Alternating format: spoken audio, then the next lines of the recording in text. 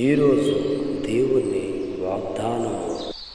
నీకు వాగ్దానం ఇచ్చిన దేవుడు నమ్మదగిన వాడు, విడవడు, ఎడబాయడు. ప్రైజ్లా అందరూ బాగున్నారు కాదు. దేవుడి మహాకృపను బట్టి మరోసారి ఈ ఉదయకాలమే దేవుడి సన్నిధిలో మొరపెట్టి ప్రార్థన చేసి దేవుడిచ్చిన వాగ్దానం చేతబట్టుకొని మరోసారి మీ ముందుకు రావడానికి ప్రభు ఎంతో కృప చూపించారు.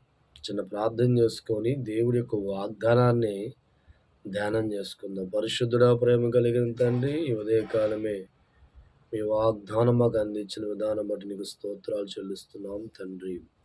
చూడండి, ఇక్కడ కీర్తన గ్రంథం 68వ అధ్యాయము 35వ వచనం గమనించినట్లయితే, ఇశ్రాయేలు దేవుడే తన ప్రజలకు బల పరాక్రమమును అనుగ్రహించి ఉన్నాడు, దేవుడు స్తుతించునుగాక. దేవుడి వాక్యాన్ని మనం బాగా పరిశీలిస్తూ ఉంటే, దేవుడు నమ్ముకున్న వారికి బలహీనతలో ఉన్నప్పుడు, కన్నీరు గాథల్లో ఉన్నప్పుడు, పరిస్థితులు తారుమారుగా ఉన్నప్పుడు వారిని బలపరిచేవాడు దేవుడే. ఈ లోకంలో మనం గమనిస్తూ ఉంటే, మనిషి జీవితాల కష్టాల్లో ఉంటే కొంతమంది అంటారు వాడికి అలాగే జరగాలి అని అంటూ ఉంటారు. ఎవరూ కూడా ఆ కుటుంబాన్ని బలపరచువారు కనబడరు. ఆ కుటుంబాన్ని బలపరిచి లేవనెత్తే మనుషులు కనబడరు. కానీ దేవుడి వాక్యం గమనిస్తూ ఉంటే, ఈరోజు నీ కుటుంబానికి బలాన్ని సమకూర్చి మరలా నిలబెట్టేవాడు దేవుడిని మాట్లాడుతున్నా. నిజమే దైవజనమా, దేవుడి మీద ఆనుకున్న ప్రతి కుటుంబాన్ని కూడా ఆయన బలముతో, ఆయన శక్తితో నింపి నిలబెట్టే బాధ్యత దేవుడు తీసుకుంటాడు. అందుకే దేవుడి వాక్యం అంటుంది, ఇశ్రాయేలు దేవుడే తన ప్రజలకు బలాక్రమం అనుగ్రహించువాడు. దేవుడు ఒక్కడే. నువ్వు దేవుని నమ్ముకునే వ్యక్తిగా ఉండి ఈరోజు చిన్న చిన్న ఆటంకాలతో, చిన్న ఇబ్బందులతో నీ యొక్క కుటుంబం బలహీనపడిందేమో. దేవుడు నమ్ముకున్న నీ జీవితాల్లో చిన్న చిన్న మార్గాలు ముయ్యబడి నీ కుటుంబం బలహీనపడిందేమో.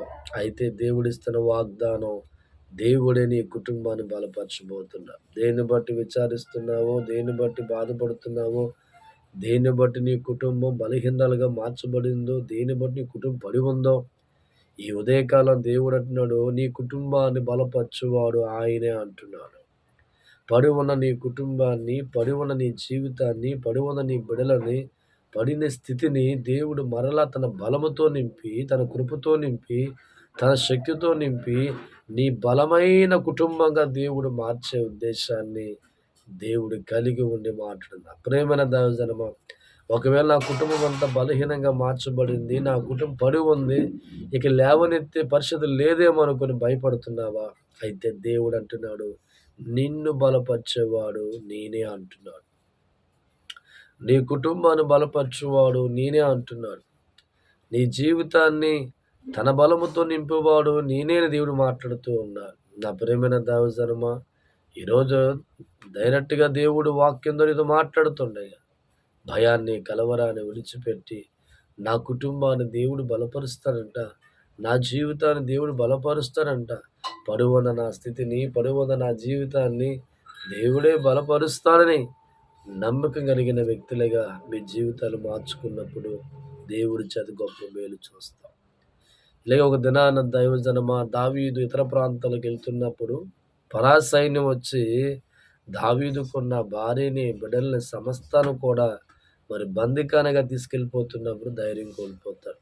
అయితే దేవుడి ముందుకెళ్ళి ప్రార్థిస్తూ ఉంటాడు, తండ్రి నేను ఆ శత్రువులను ఎదిరించగలనా, వెళితే నాకు విజయం వస్తుందా అంటే దేవుడు అంటున్నాడు, నా బలం నీకు అనుగ్రహిస్తాను, నా శక్తి నీకు అనుగ్రహిస్తాను, నిశ్చయముగా నువ్వు వారిని వెంబడించు, వారందరినీ చేతికి అప్పగిస్తానని ధైర్యించి పంపించినప్పుడు దావీదు దేవుడు సహాయం ద్వారా మరి కుటుంబం అంతా కూడా బంధించబడితే దేవుడు బలమిచ్చి, శక్తినిచ్చి ఆ కుటుంబాన్ని విడిపించుకునే సహాయాన్ని దావీదు జీవితంలో దేవుడు చేశాడు.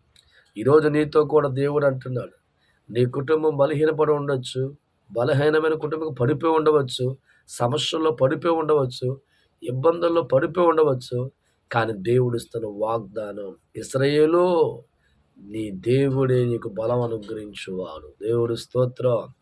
ఏ దేవుడినైతే ఈరోజు నమ్మి ఆరాధిస్తున్నావో ఆ దేవుడు నీ పడుకున్న కుటుంబాన్ని విడిచిపెట్టేవాడు కాదు గానీ, ఆయన బలముతో నీ కుటుంబాన్ని మరలా నింపబోతున్నాడు. లేనిజమే కాంసాభిషేక్ నికందరాభిషేకం ద్వారా ఆయన శక్తితో నింపబోతున్నాడు. ఆయన బలముతో నింపబోతున్నాడు. ఆయన బాహువు కలిగిన హస్తము చేత నీ కుటుంబాన్ని పట్టి లేవనెత్తి నూతనమైన క్రియలతో నింపి నిన్ను ఆస్వాదించేవాడిగా దేవుడు ఉన్నాడు. భయపడకు. నాతో పాటు ఏకీభవించి ప్రార్థించే. పరిశుద్ధుడా, ప్రేమ కలిగిన తండ్రి, మీకు వందనాలు ప్రభా. ఇదిగో నాయన, బలహీనమైన జనాంగాన్ని, బలహీనమైన కుటుంబాలని బలపరచు దేవుడు నీవే అని మాట్లాడుతుండగా ఎంతమంది కుటుంబాలు ఈ లోకంలో బలహీనతగా మార్చబడ్డాయో, బలహీనమైన వ్యవస్థగా ఉన్నాయో, ప్రతి కుటుంబాన్ని కూడా నీ బలముతో ఆస్వాదించమని ప్రార్థిస్తున్నాం తండ్రి. ఎంతమంది బిడ్డల పుట్టక బలహీనలుగా ఉన్నారో వారందరికీ బలము సమకూర్చి చక్కని బిడ్డలు. ఎంతమంది వివాహము కాక బలహీనమైన మనసుతో బాధపడుతున్నారో వారికి బలమైన ఒక దీవెనకరమైన వివాహాలు జరిగించండి. ఎంతమంది అప్పులు, బాధలు, కష్టాలు, కన్నీళ్ళతో ఉన్నారో వారందరికీ నీ యొక్క శక్తి చేతనైన కన్నీళ్ళు తుడవండి తండ్రి. ఎంతమంది ఈ లోకంలో మోటార్ ఫీల్డ్, వ్యవసాయం, పాడి పంటలు దీవించండి తండ్రి. చదువుకున్న విద్యార్థులు మంచిగా సహాయం చేయండి తండ్రి. ఉద్యోగాలు లేని వారు ఉద్యోగాలు దయచేయండి తండ్రి. వ్యాపారాలు ఆస్వాదించి ఈ రీతిగా ప్రతి ఒక్కరిని పేరు పేరున దీవించి ఆస్వాదించమని యేసయ్య అడుగుచున్నాం తండ్రి. దేవుడు మిమ్మల్ని మీ కుటుంబాలను బహుగా దీవించును గాక.